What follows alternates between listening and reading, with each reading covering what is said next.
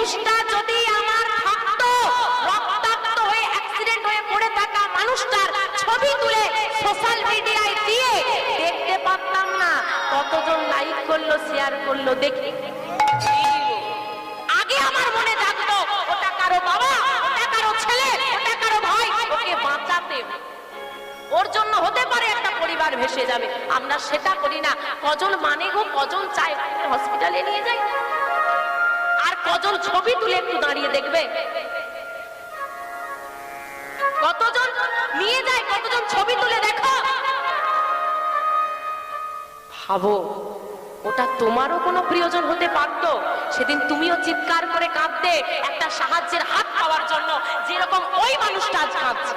ওই জায়গায় তোমারও কোনো প্রিয় মানুষ থাকতে পারে। সেদিন কি হবে? মা